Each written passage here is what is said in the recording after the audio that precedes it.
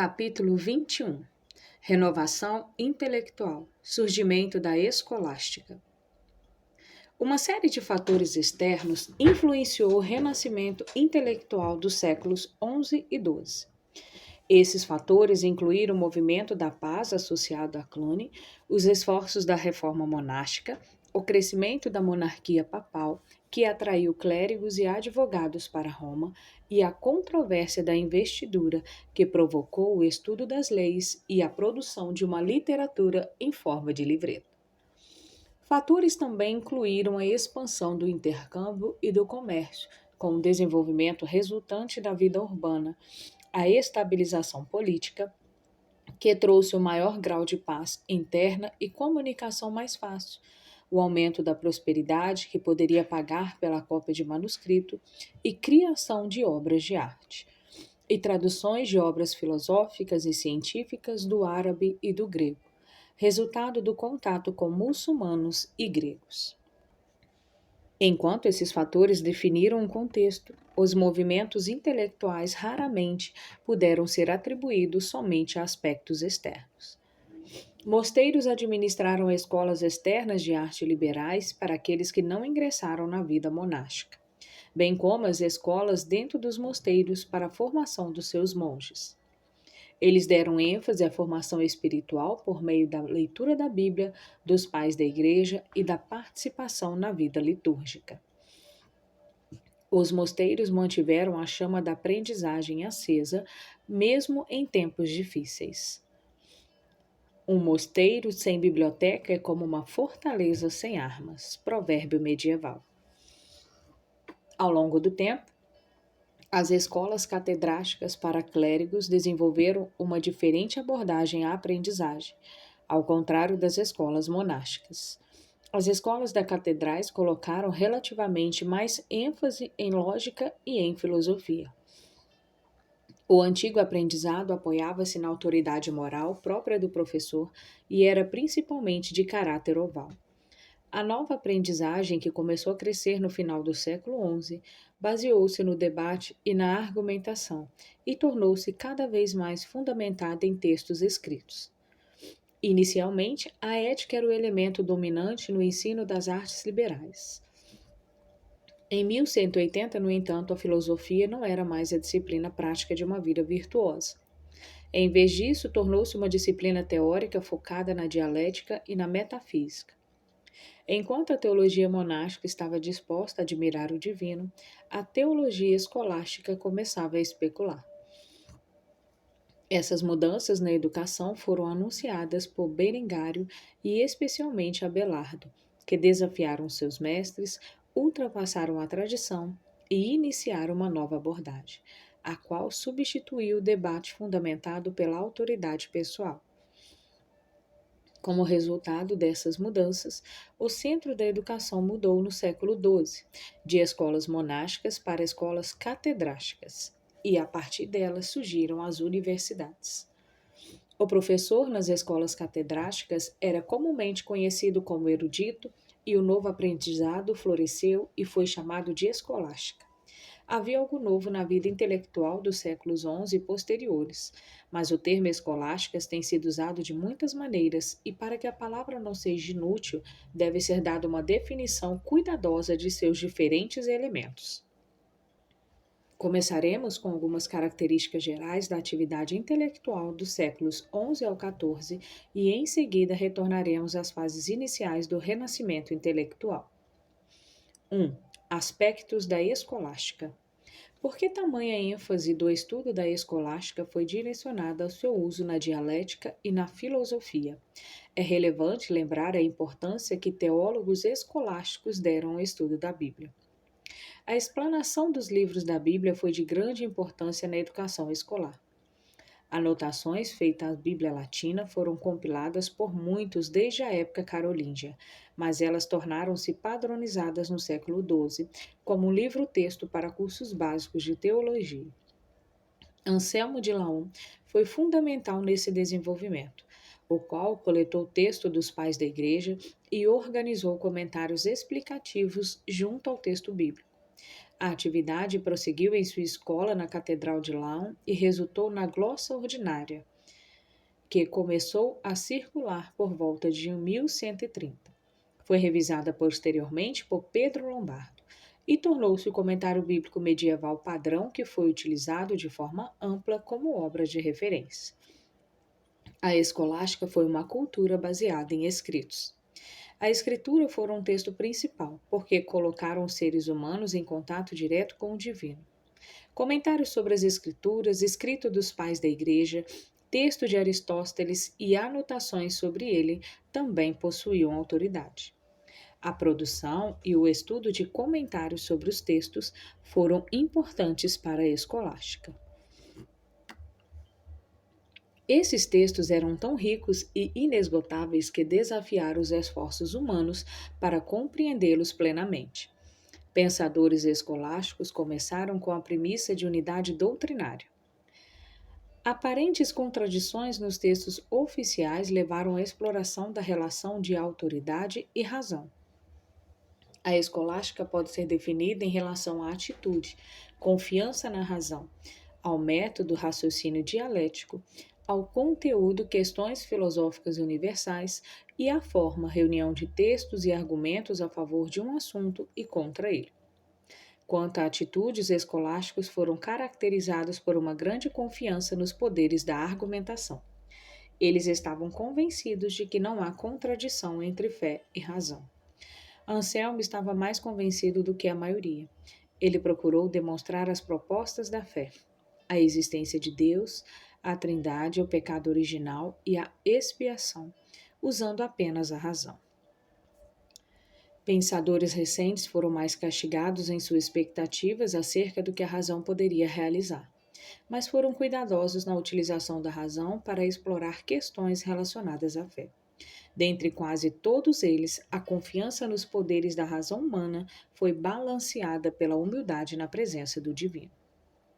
Entre alguns escolásticos, uma mudança sutil ocorreu por meio do qual a autoridade da razão assumiu a posição anteriormente ocupada pela autoridade dos pais da Igreja sobre quem eles comentavam. Quanto ao método, os escolásticos empregavam raciocínio dialético, que historicamente significava discussão oral, usando perguntas e respostas.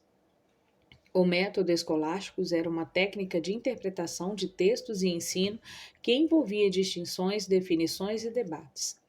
O método implicava a apresentação de um problema, expondo argumentos a favor e contra e propondo uma solução. Autoridades eram citadas em lados opostos das indagações, e algum tipo de reconciliação foi procurado. Dessa maneira, os teólogos escolásticos estavam envolvidos na produção de comentários, levantando questões teológicas e harmonizando textos oficiais.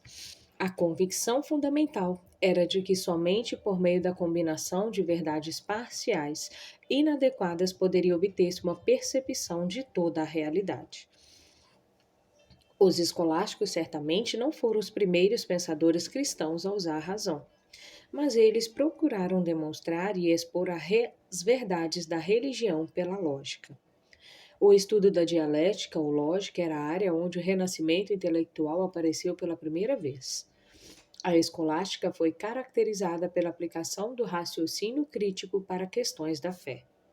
Por essa razão, os primeiros escolásticos interpretaram a relação entre universais, conceito de classe retornando às ideias de Platão e particulares representantes individuais de uma classe. Dessa maneira, a escolástica dava importância em seu conteúdo a um problema filosófico especial. Cada aluno, mesmo na Idade das Trevas, estudou a Isagoge, Introdução à Lógica de Aristóteles, escrita por Porfírio e traduzida para o latim por Boécio. A passagem crucial que levantou a questão dos universais foi a seguinte: concernente a gêneros, classes de objetos com características comuns e espécies manifestações de uma classe maior, saber se eles têm uma existência substancial, realismo, ou consiste apenas de conceitos intelectuais, conceitualismo e posteriormente nominalismo.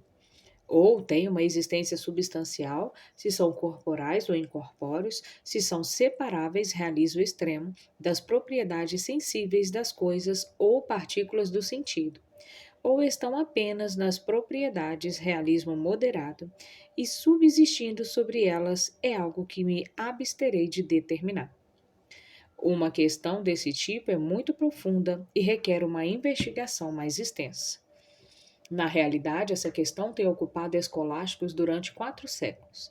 Realismo, do latim res, coisa ou realidade, referia-se à existência real de conceitos universais, ideias ou formas, e por isso foi usado de modo diferente do termo realismo, como utilizado mais tarde na filosofia. Nominalismo, do latim nomen, nome, referia-se à posição de que um conceito de classe era apenas o nome dado às características comuns dos membros da classe e não tinha existência real de si mesmo. As principais correntes que surgiram foram 3. 1. Realismo extremo. Essa corrente é representada por Anselmo e corresponde à visão de Platão, que disse que os universais têm existência real à parte e antes dos indivíduos. Esse posicionamento, dominante no início da escolástica, foi expressado pela fórmula latina universalia ante re, universais precedem o individual. 2. Realismo moderado. Essa corrente é representada por Tomás de Aquino. E segundo Aristóteles, declara que os universais são reais, mas sempre existem em individualizações autênticas, subsistindo como forma para a matéria. Esse posicionamento, que se tornou dominante no século XIII, foi expressado pela forma universalia in re. Universais são coisas individuais. 3. Nominalismo. Essa corrente é representada por Guilherme de Ockham, o qual disse que os universais são apenas inferências extraídas de indivíduos observadores. Essa linha de pensamento dominante no século XIV foi representada pela fórmula universalia post rem. Universais vêm depois do individual. A forma na qual os escolásticos mais tarde apresentaram seus argumentos foi desenvolvida a partir de seus métodos, estando em grande débito com os debates nas escolas e depois especialmente com a compilação de Abelardo das citações oficiais em diferentes aspectos sobre determinado assunto. Desses métodos de ensino derivaram-se os gêneros literários. No ensino, a lectio, leitura, palestras, foi a maneira de ler um texto oficial, seguida de um comentário sobre seu significado. O comentário explicava o significado literal, litera, parafraseava os sensos e, em seguida, o professor declarava seu ponto de vista sobre as questões doutrinárias setentia. Na disputátil, o mestre fazia perguntas, os alunos respondiam a favor ou contra, e então o mestre dava o veredito final. Mesmo a lectio, passando a ser inserida nos comentários, a disputation deu origem a quaestio, o equivalente literário das disputas orais. Na quaestio, 2 pontos de vista opostos eram justapostos. Eles eram discutidos de acordo com várias distinções, de modo a chegarem a perspectivas a partir das quais um elemento de verdade era encontrado em cada uma, ou era possível encontrar uma síntese final. Assuntos vieram a ser discutidos como problemas em seu próprio direito, independentemente dos textos que deram origens a eles. Questionas exegeses originárias do texto bíblico, especialmente das cartas de Paulo, começaram a ser debatidas de forma separada. E dessas discussões surgiu a teologia, como uma disciplina acadêmica separada. Abelardo estava impaciente com o tradicionalismo de Anselmo de Laon, mas esse tipo de disputa combinava com sua mentalidade crítica e criativa. 2. Segunda controvérsia eucarística. A primeira controvérsia teológica em que o novo raciocínio dialético foi empregado nas escolas foi a controvérsia eucarística do século XI. A causa da controvérsia foi o ensino de Berengário, nascido em Tours por volta de 1000 e educado por Fulbert em Chartres. Ele tornou-se escolástico na Catedral de Tours, onde ensinou os alunos a buscar o significado literal e profundo das Escrituras, e não o significado alegórico. Por volta do século XI, as escolas catedráticas tinham começado a tomar a liderança educacional das escolas monásticas beneditinas. Desde a controvérsia eucarística no nono século, o ponto de vista da presença real física do corpo e do sangue de Cristo nos elementos da Santa Ceia cresceu em popularidade, como um ponto de piedade devocional. O motivo da eclosão da segunda controvérsia foi uma carta que Berengário enviou em 1049 para Lanfranco, antes em Bec e posteriormente a ser bispo de Cantuária, procurando sem sucesso seu apoio em oposição a essa interpretação materialista. A questão para Berengário era teológica, mas tornou-se uma ferramenta da política eclesiástica do papado e da intriga política de seus patronos. A falta de uma personalidade condutiva impediu Berengário de fazer um apelo impressionante, e sua ausência de conhecimento e interesse político tornou um adversário fácil para os políticos astutos e um dialético qualificado como Lanfranco. Após levantar a questão da interpretação materialista dos elementos, Berengário chegou a usar a gramática e a lógica para debater contra esse ponto de vista. A declaração de Jesus, "Este é meu corpo", não significava que a substância do corpo tornava-se a substância do pão, como seus adversários alegaram, porque gramaticalmente o predicado nominativo corpo deveria tomar-se o significado de sujeito da frase, este que é o pão, não o inverso. A menos que a substância do pão continuasse, a afirmação este pão é meu corpo seria sem sentido porque não havia uma referência a corpo. Além disso, qualidades ou acidentes, propriedades sensíveis de objetos, não podem existir a parte de suas substâncias, correta de acordo com Aristóteles. De modo que as qualidades do pão não poderiam existir sem a substância do pão. Além disso, há o ponto óbvio de que uma mudança para uma presença física é contrária aos sentimentos. Sua posição positiva poderia ser descrita como simbolismo dinâmico. Os elementos consagrados não se tornam corpo e sangue, mas produzem os efeitos de Cristo sobre o receptor. Berengário foi condenado em Roma em 1050. Ele recebeu mais tratamento favorável em uma audiência de Tours, onde Hildebrando estava presente com o legado papal. Em 1059, em Roma, Berengário foi forçado a ler uma confissão ordinária e obrigado a lançar alguns de seus trabalhos ao fogo. A guerra literária continuou, mas um concílio em Roma, em 1079, marcou a derrota final de Berengário perante Hildebrando, agora Papa Gregório VII. Os defensores da presença física real, que utilizaram raciocínio dialético em apoio à sua posição, obtiveram sucesso antes do final do século XI, em estabelecer a teoria da transubstanciação como modo de mudança sacramental. Apesar de, no século seguinte, Lanfranco receber crédito por ter derrubado o ensino de Berengário, ele ainda era essencialmente um teólogo monástico com reservas em relação à dialética. O cardeal Humberto foi mais importante no nível oficial, e na controvérsia literária, Durand e Guittimundi foram mais significativos. Dentre os adversários de Berengário, havia tradicionalistas como Pedro Damião, que tomou uma interpretação realista da alteração dos elementos e rejeitou a abordagem dialética. No entanto, sem encontrar Berengário em seus próprios fundamentos da dialética e gramática, não foi possível derrubar os seus argumentos e estabelecer o realismo metabólico, isto é, uma mudança real dos elementos.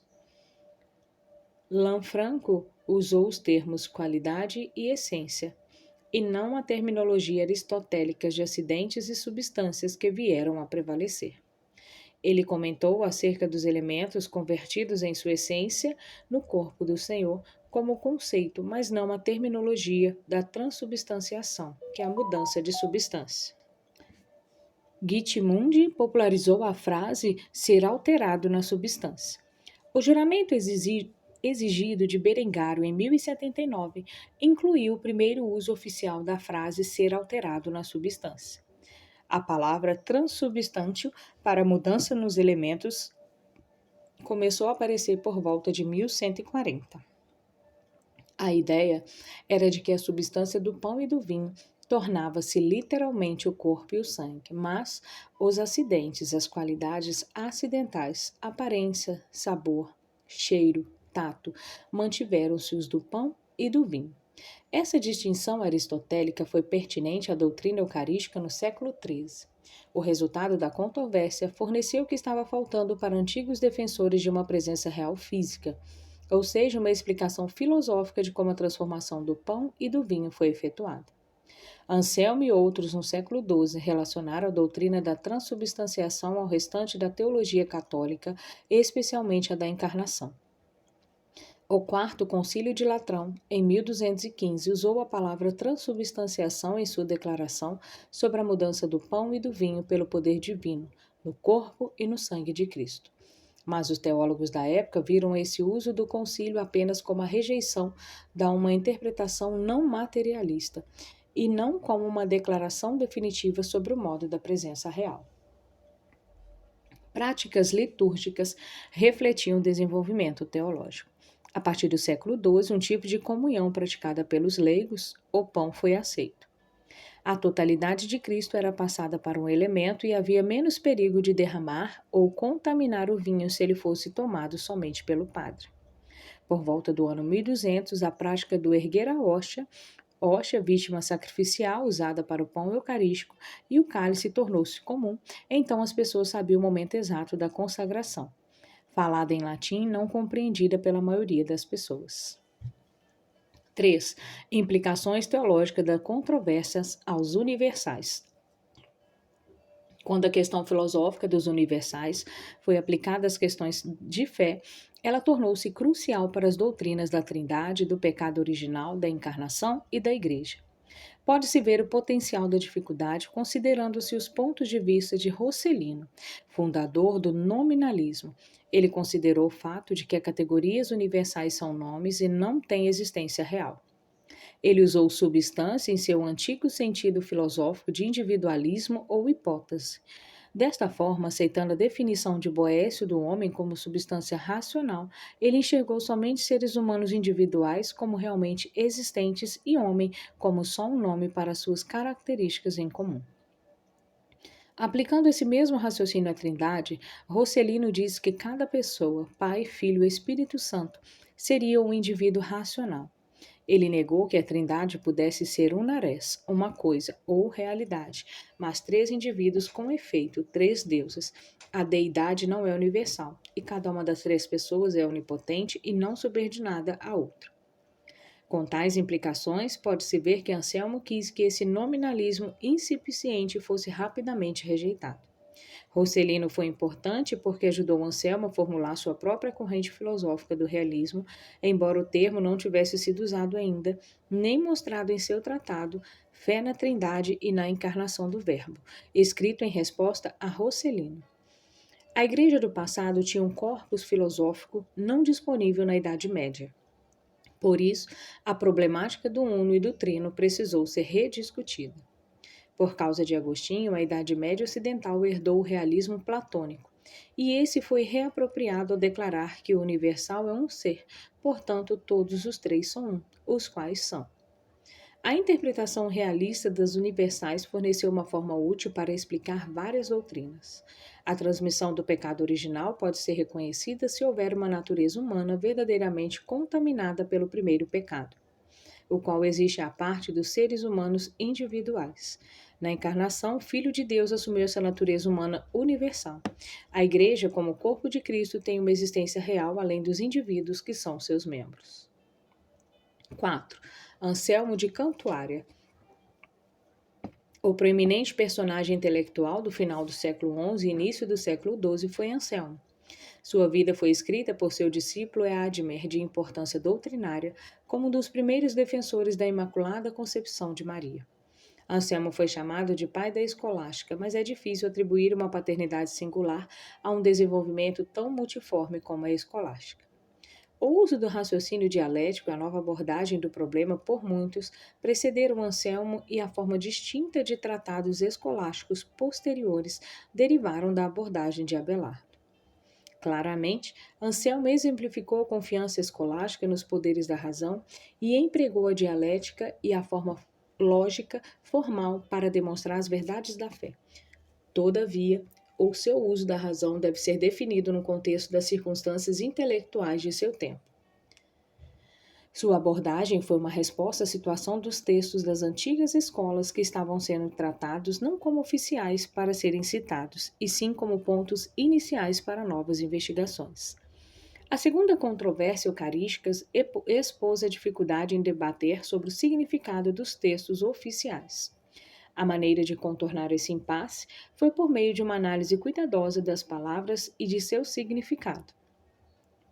A lógica poderia fornecer uma demonstração das verdades em vez de simplesmente criar textos oficiais de diferentes visões de um assunto. Anselmo nasceu em Aosta, na Itália, e foi um jovem religiosamente sensível. Ele partiu em 1060 para Bec, na Normândia, famosa pelo ensino de outro italiano, de Pavia, Lanfranco. Anselmo tornou-se padre em Bec em 1063. Nesse período escreveu Monologium e Proslogium e tornou-se abade em 1078. Ele continuou a seguir os passos de Lanfranco, sucedendo-o como arcebispo de Cantuária em 1093. Em um pontificado tranquilo e corajoso, Anselmo defendeu a Igreja contra o controle do reinado de Guilherme o Ruivo, filho de Guilherme o Conquistador. O conflito entre o rei e o arcebispo veio à tona no concílio de Rockingham, sobre o reconhecimento de Urbano II como papa contra o antipapa imperial protegido de Rufus. A maioria dos clérigos estava ao lado do rei, mas Anselmo trouxe os barões para o seu lado. A verdadeira questão era os direitos espirituais da igreja. Anselmo tomou o palio de Urbano do altar, não o palio da mão do rei. O rei veio reconhecer Urbano, mas ele forjou acusações contra Anselmo que o obrigaram a deixar o país. Anselmo foi para Roma em 1097 e depois para Capua, onde escreveu Cur Deus Homo e elaborou sua fórmula de transubstanciação. Escolhido como teólogo do Concílio de Bari em 1098, ele escreveu contra os gregos, sobre a procissão do Espírito Santo, sobre a Eucaristia e sobre os pães sem fermento. Em Bari, Anselmo conheceu Ivo de Chartres, que elaborou a base para o estabelecimento da controvérsia da investidura, adotada em 1122, mas implementada primeiro por Anselmo na Inglaterra. O novo rei da Inglaterra, Henrique I, convocou Anselmo em 1100, mas a recusa deste de submeter-se ao rei fez com que ele fosse outra vez para o exílio em 1103. Quando retornou em 1106, fez um acordo reconhecendo os direitos da Igreja e da Coroa, respectivamente em nomeações para cargos eclesiásticos. Alguns cuidados devem ser tomados para compreender a motivação do raciocínio na abordagem de Anselmo. Ele julgou ser programática a frase "a fé buscando o entendimento" ou o conhecimento, que foi o primeiro título dado ao seu trabalho Proslogium. O slogan de Anselmo era "Creio para que eu possa saber", uma fórmula que derivou de Agostinho e baseou-se nas traduções grega e latina de Isaías, capítulo 7, versículo 9. A menos que acredites, não compreenderás. Anselmo não afirmou que a razão por si só poderia descobrir as verdades da revelação cristã, mas, uma vez que essas verdades eram dadas a conhecer pela revelação e aceitas pela fé, a razão poderia demonstrá-las. Essa abordagem mostra que, na Idade Média, fé tornou-se um termo intelectual, quase filosófico, como era um de seus usos na Antiguidade Clássica. Quando mais tarde Lutero usou fides, ele quis dizer confiança. E os protestantes, consequentemente, tiveram apenas um conteúdo limitado da palavra. O catolicismo medieval, ao contrário, colocou um considerável conteúdo intelectual na fé, como substantivo que incluía todo o depósito da tradição. Embora até mesmo os protestantes considerassem Anselmo um pensador interessante, pela fé ele quis dizer basicamente acreditar e não confiar. Anselmo foi um homem que possuía gentileza e bondade, e que permaneceu como um dos melhores pensadores respeitados na história da Igreja. Ele próprio estava tão cheio de autoridades tradicionais do pensamento cristão e era tão humilde que não tinha conhecimento da originalidade de seu próprio pensamento. Os leitores modernos ainda são cativados pelo encanto de seus escritos e pelo esmero de sua argumentação. Dois aspectos dos pensamentos de Anselmo merecem atenção, particularmente considerados como influentes: suas alegações em favor da existência de Deus e sua satisfação sobre a teoria da expiação. Ambos representam sua abordagem da fé em busca do entendimento. O Monologium de Anselmo procura provar a existência de Deus a partir das características da natureza. A presença do bem em graus ascendentes de bondade conduz a um bem supremo. O ser aponta para uma primeira causa, o ser supremo, a forma do argumento cosmológico. A hierarquia das perfeições culmina na perfeição de Deus, a Trindade. Na proslogium, também intitulada A Fé em Busca de Compreensão, como mencionado anteriormente, Anselmo procurou combinar esses argumentos em um único argumento abrangente, o argumento ontológico. Até mesmo o tolo que diz em seu coração não a Deus deve admitir que pode haver na mente algo de que nada maior pode ser concebido.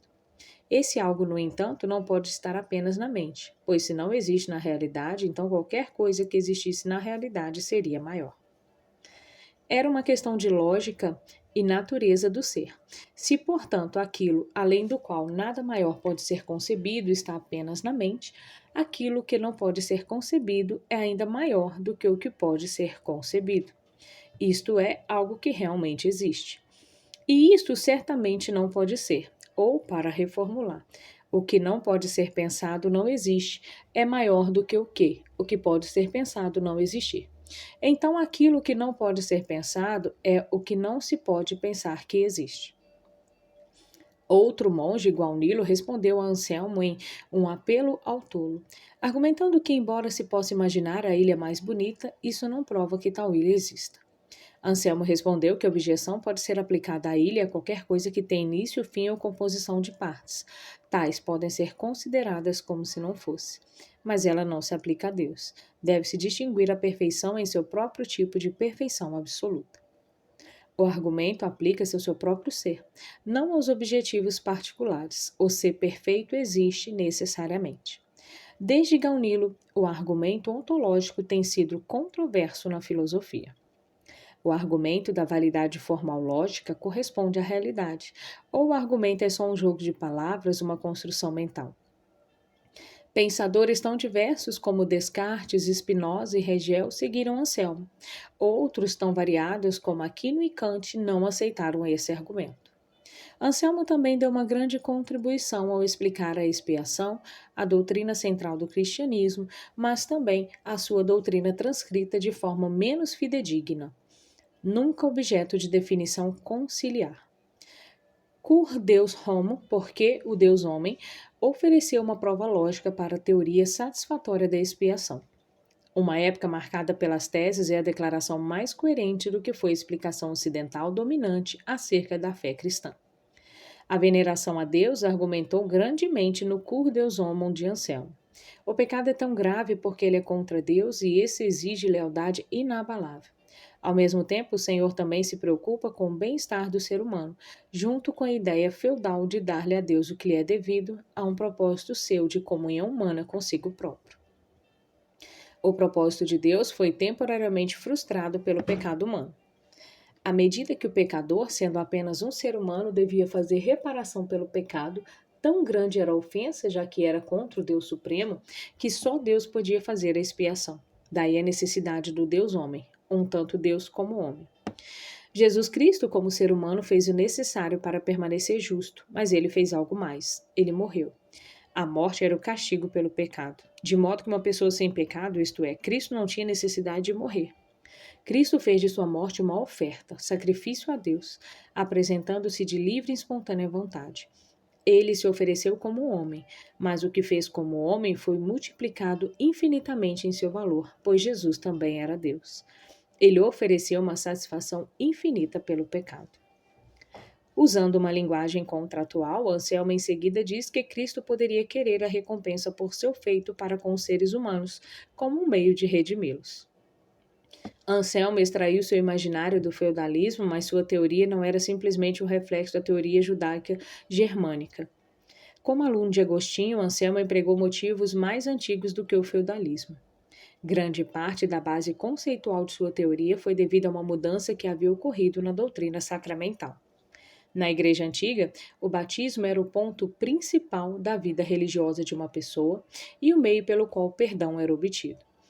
Ele dava o imaginário da vitória na água sobre as forças do mal, que contribuíam de forma tão poderosa para a teoria clássica da expiação como uma vitória conquistada sobre o maligno. As ideias derivaram do batismo como uma decisão de um indivíduo renunciar a um modo de vida anterior que não era mais significativo. No entanto, em uma época na qual o batismo era um ato de rotina ministrado a crianças, o acesso ao altar, onde a comunhão com a morte e a ressurreição de Cristo foi obtida, veio agora pela penitência, que era o sacramento em que as pessoas estavam conscientes de ter seus pecados declarados perdoados. Nos séculos XI e XII, viram a formulação doutrinária dos sacramentos da Santa Ceia, transubstanciação e da penitência, reparação e redenção. Assim, sacrifício e satisfação tornaram-se categorias chaves e forneceram ideias para a teoria da expiação de Anselmo. Com a visão de que a Santa Ceia era consubstancial em Jesus Cristo, isto propôs mais do que uma participação com Cristo da que era associado ao batismo. E essa participação não era com o Cristo vitorioso no início do batismo cristão, mas com a humanidade sem pecado que foi para a cruz. O centro do interesse agora era Cristo na cruz. As primeiras representações da crucificação do V século em diante retrataram o Cristo vitorioso que reina a partir da cruz. A arte do final do século XI começou a readquirir uma ênfase na humanidade de Cristo, o que gerou um novo interesse nos seus sofrimentos e nas suas feridas, que vieram a ser a mais completa expressão no século XIII. O Novo Testamento emprega uma série de cenários para transmitir a realidade da expiação. Justificação, reconciliação, sacrifício, redenção, vitória, mas, estritamente falando, não oferece uma teoria de como a expiação é realizada. Três das principais teorias da expiação no Ocidente estavam presentes no século XII. 1. A teoria do resgate, formulada de maneira diversificada, segundo a qual Jesus Cristo pagou o resgate para libertar a humanidade da escravidão do diabo, que resultou no pecado. Foi a mais popular dos pais da Igreja, e por isso tem sido chamada de teoria clássica da expiação. Ela continuou a ser sustentada por Bernardo de Claraval, que intelectualmente permaneceu na teologia patrística. 2. A teoria do exemplo moral da expiação teve menos defensores ao longo da história, mas avançou no século XII por Abelardo. 3. A teoria do sacrifício da satisfação possuía uma declaração primordial de Tertuliano, mas encontrou sua formulação clássica em Anselmo. Essa foi a visão mais seguida. Como demonstração racional da expiação, a exposição de Anselmo parece permitir que Deus consinta meramente em aceitar a transformação dos benefícios da morte de Jesus Cristo para o mundo. Mas Anselmo afirma que isso é um ato de misericórdia divina. É assim com qualquer teoria racional da expiação. Deus está ativo somente de uma maneira mínima, a fim de que toda a realização seja quase impessoal. Os aspectos mais pessoais da teoria da expiação diminuíram não só por causa do batismo, ou por sua forma anterior haver perdido seu significado, mas também por causa do realismo filosófico. Isso tornou a teoria da presença do demônio quase impossível, pois no realismo o mal é a ausência do bem. Mesmo que a misericórdia divina tenha uma aparência mais formal, o mesmo acontece com o diabo. Do lado positivo, o realismo possibilitou uma humanidade abstrata que Jesus Cristo poderia assumir. E também, no entanto, teve o seu lado negativo. A identificação de Cristo com seus irmãos e irmãs não é tão evidente como um Deus-homem. A expressão do movimento humano, os sentimentos humanos da redenção, dados anteriormente a Jesus, foram agora dados a Maria. Ela, na cruz e no túmulo, resultou em duas figuras favoritas no final da Idade Média. 5. Pedro Abelardo. Abelardo é proveniente de uma linhagem de cavaleiros que talvez tenha contribuído para seu senso de superioridade. Ele estudou com Rosselino, um nominalista, Guilherme de Champeaz, um realista exagerado que introduziu o argumento da dialética no seu ensino em metafísica e teologia, e Anselmo de Laon. Após brilhantemente refutar o realismo de Guilherme, Abelardo começou a dar palestras para classes de entusiastas em Paris, sem qualificação alguma, exceto seu gênio. Ele tornou-se líder da escola de Notre-Dame em 1113 e decidiu migrar da filosofia dialética para a teologia. No entanto, a carreira de Abelardo foi interrompida em 1118 por causa do trágico acontecimento do seu caso de amor com uma de suas alunas, Heloísa, sobrinha de Flaubert, um cônego do Notre-Dame. Quando Heloísa engravidou e seu caso foi descoberto, eles casaram-se secretamente. Embora Heloísa houvesse tentado dissuadir Abelardo a não dar esse passo, disposta a ser sua amante em vez de sua esposa, de modo a não impedir sua carreira clerical. Tendo-se submetido à castração por investigação de Fulguete, Abelardo decidiu dissolver sua união, colocando Heloísa em um convento e tornando-se monge no mosteiro de São Dionísio. Sua correspondência revela tanto a alta análise gerada por uma consciência cristã ciente de um mergulho na paixão, como uma individualidade, geralmente associada à renascença. Heloísa mostrou-se intelectualmente igual a Abelardo e superior em amor desinteressado e integridade pessoal. Ambos possuíam uma união de mentes e emoções e continuaram uma relação de amizade sem romantismo. Heloísa, após receber o mosteiro de Paraclito como doação de Abelardo, tornou-se abadesa e fez, com suas 6 casas, uma das instituições religiosas mais importantes de mulheres na França.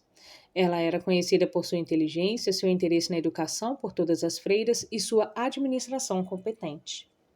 Ataques à doutrina da Trindade de Abelardo como modalista levou-o a ser condenado, sem ser ouvido em um concílio em Soissons em 1121. Sua crítica acerca da lenda de que o santo padroeiro São Dines foi Dionísio, o aeropagita convertido de Paulo em Atenas, obrigou-o a fugir de lá. Ele estabeleceu um pequeno oratório chamado de Paraclito perto de Troyes em 1127, tornou-se abade em São Gildas. Ele começou a ensinar em Paris em 1136. Bernardo de Claraval garantiu a condenação de Abelardo em Sens em 1140, confirmada pelo Papa em 1141. Os erros imputados a ele, além de sua doutrina trinitária, eram um otimismo exagerado sobre criação, inclinações nestorianas em relação a Jesus Cristo, um pelagianismo latente sobre a graça, transformando a expiação em uma lição sobre caridade e negligenciando o elemento objetivo da moralidade por insistência excessiva no elemento subjetivo, ou motivo. O conflito entre Bernardo e Abelardo era mais do que uma controvérsia teológica. Entre eles houve um choque de 2 tipos de educação. Bernardo representou o ensino mais antigo, com base nas escrituras, a exegese monástica e a lealdade à tradição direcionada à oração e à contemplação. Abelardo representou a nova filosofia escolástica que colocou a curiosidade e o poder de investigação da lógica a serviço da fé.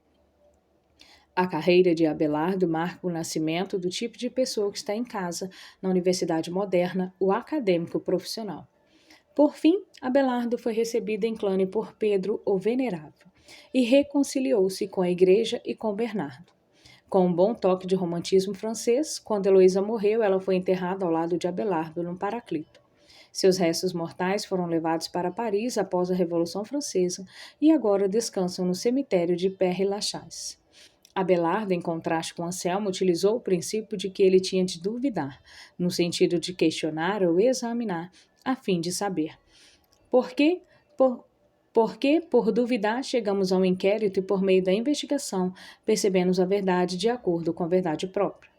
Abelardo antecedeu Tomás de Aquino em sua abordagem de linguagem teológica. Abelardo reconheceu que há uma falta de concordância entre linguagem humana e natureza divina. Elas têm o suficiente em comum para fazer uma possível comunicação significativa, mas existem diferenças suficientes das quais todos falam acerca de Deus, que é único, é ambíguo e sujeito a mal-entendidos. A tarefa do teólogo é encontrar respostas mais próximas da verdade possível. A mais significativa de muitas obras de Abelardo foi Sim e Não, na qual ele dispôs declarações da Bíblia e dos pais da Igreja em lados opostos de 158 perguntas. O objetivo não era desacreditar das autoridades da Igreja, mas estimular o estudo. Aquele era tanto um precursor como o oposto de João Graciano, no tratamento de diferenças nos concílios e pais da Igreja. Esse método exerceu uma influência decisiva sobre o modelo da escolástica. A citação das autoridades a favor e contra tornou-se o padrão de estudo. Apenas citando os pais da igreja opostamente, Abelardo, sem tentar uma reconciliação de ponto de vista, sugere 5 maneiras de tratar as diferenças de seus textos, uma elaboração dos comentários feitas por Agostinho. 1. Um texto não era autêntico. 2. Uma dada declaração era apenas um resumo do ponto de vista de um oponente a ser refutado pelo pai da igreja. 3. Uma determinada opinião tinha significância somente local, posteriormente substituída pela opinião dos papas ou concílios. 4. As mudanças no significativo devido à tradução ou ao uso de uma linguagem peculiar de um autor exigia que as distinções semânticas fossem feitas. 5. Se ainda existem contradições reais, então deve-se recorrer a uma determinação de autoridades de acordo com a seguinte escala: da Bíblia em primeiro lugar, de Agostinho em segundo e de outros em terceiro. O Tratado de Abelardo introduziu o debate no estudo universitário, produzido de forma meticulosa para o uso de autoridades patrísticas e gerou uma utilização maior da dialética. Abelardo declarou sua teoria de influência moral da expiação em seu comentário sobre Romanos. Em contraste com a doutrina de uma teoria objetiva da expiação de Anselmo, Abelardo tinha uma teoria subjetiva. Deus enviou seu Filho como uma revelação do seu amor e como mestre e exemplo. Em Jesus Cristo, o amor de Deus foi manifestado. Esse amor desperta uma reação amorosa nos seres humanos e é a base do perdão. A visão ética de Abelardo, estabelecida em Conheça a Si Mesmo, enfatizou que a ação correta é determinada apenas pelo motivo, a intenção de fazer a vontade de Deus. Abelardo não negou, no entanto, que a intenção devesse ser informada por um conhecimento do certo e do errado, que era dependente da verdade revelada. Sobre a questão dos universais, Abelardo começou mais próximo do nominalismo e se opôs ao realismo, mas acolheu uma posição intermediária, o construtivismo. De acordo com esse ponto de vista, os universais são concepções úteis, mas irreais, sendo apenas nomes. Conceitos na mente de acordo com a realidade externa, nomes ou palavras que correspondem ao entendimento de que existe na mente de Deus. Sua formulação provou ser muito vaga, mas preparada para o realismo moderado de Tomás de Aquino. A grande influência de Abelardo não foi como escritor, mas como professor. De seus alunos se tornou papa, 25 tornaram-se cardeais e 50 tornaram-se bispo. Abelardo não era o representante medieval do racionalismo liberal, embora às vezes rotulassem-no como se fosse, porque ele se via como servo fiel da Igreja. Ele sinalizou novas visões de abordagem e intensificou questões inéditas, uma vez que as pessoas se identificavam com ele com assuntos por ele delineados. A carreira de Abelardo é um exemplo notável de como o herege de hoje pode marcar o curso em que a ortodoxia de amanhã será defendida. Os ortodoxos atuais, muitas vezes, não têm a clarividência de reconhecer esses pensamentos e os confunde com inimigos, porque esses pensadores estão em combate próximo a eles e não estão bombardeando-os com posições entrincheiradas longe da linha de batalha. A Igreja precisa de seus abelardos para apontar suas insistências e explorar novas abordagens. Por outro lado, Abelardo era uma pessoa instável, obstinada e arrogante, assim como muitas pessoas brilhantes são. Não são um tipo de pessoa do qual uma instituição dependeria. 6. História posterior da escolástica. A escolástica continuou a ser um currículo educacional vital no século XIV e nos séculos subsequentes teve um renascimento moderado na neoescolásticas. A filosofia de Tomás de Aquino tornou-se a filosofia oficial católica e até meados do século XX foi igualada à ortodoxia católica.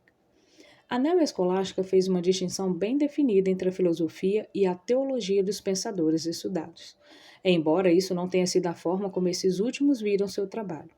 A diversidade entre os teólogos escolásticos agora está bem mais reconhecida, e o formato e o conteúdo de seus escritos são vistos como integralmente relacionados. Além disso, os neoescolásticos omitiram os místicos de seu interesse, embora quase todos os pensadores escolásticos tivessem um elemento de misticismo neles. O papel dos monges cistercienses na criação e na disseminação da glossa ordinária mostra que a aprendizagem contemplativa monástica e a acadêmica nas universidades recém-fundadas estavam entrelaçadas.